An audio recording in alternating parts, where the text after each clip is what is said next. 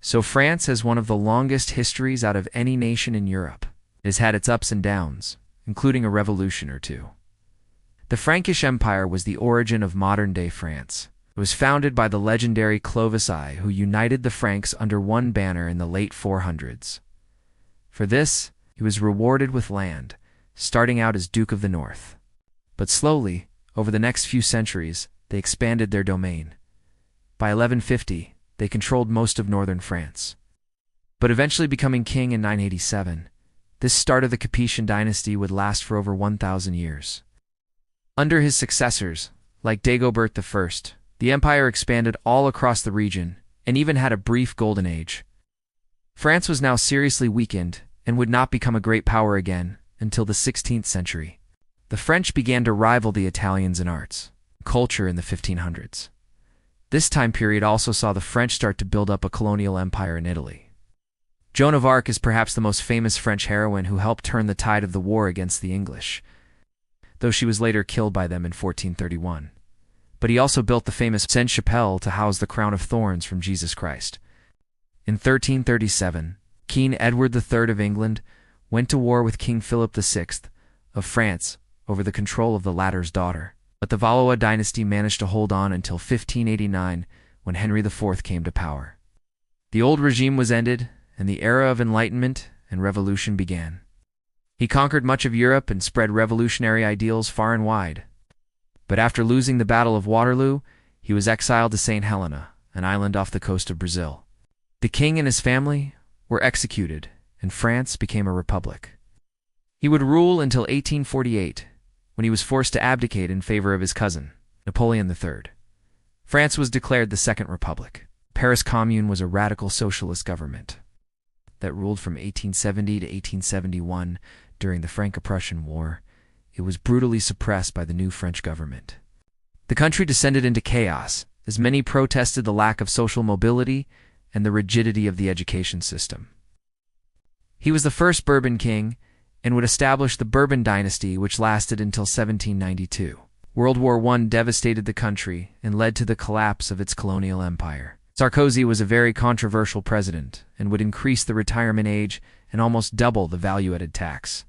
François Hollande was elected president in 2012 on a platform of hope and change.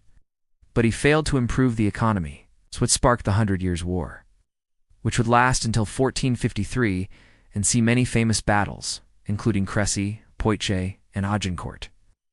In recent years, France has faced a wave of terror attacks by radical Islamists. His successors would continue to rule as both religious toleration and absolutism increased in France. But the absolutist policies of Louis XIV would cause many problems. During the Cold War, France sought to expand its influence throughout Africa. The American Revolution saw many French soldiers fight alongside the Americans. And when the French citizens looked to their own ruler for freedom, he turned against them. He presided over a Fifth Republic and made significant changes to the French education system and introduced the idea of a 39-hour work week. Though he lost against the Mongols in 1250, Louis is still considered a saint. But his wars drained the French treasury, and the people became fed up with taxation.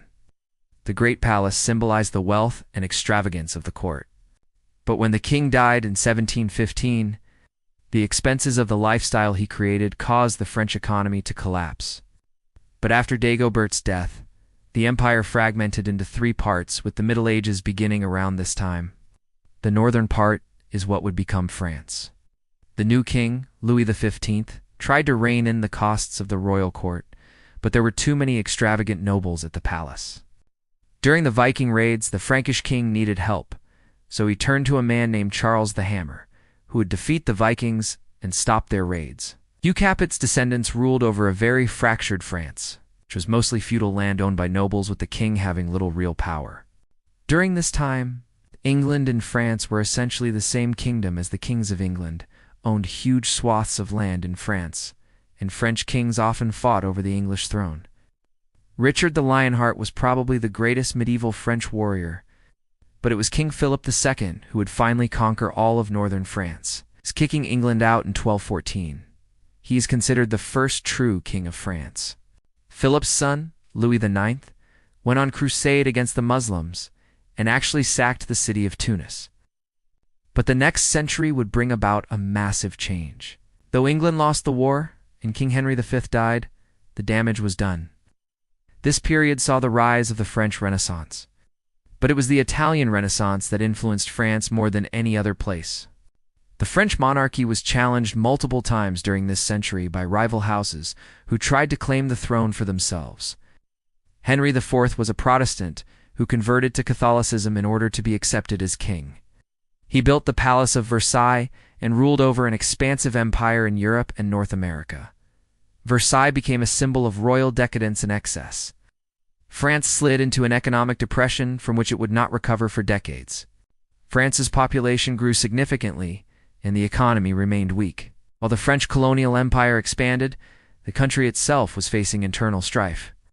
The storming of the Bastille on July 14, 1789, is seen as the start of the Revolution. Napoleon rose to power and established the French consulate before crowning himself emperor.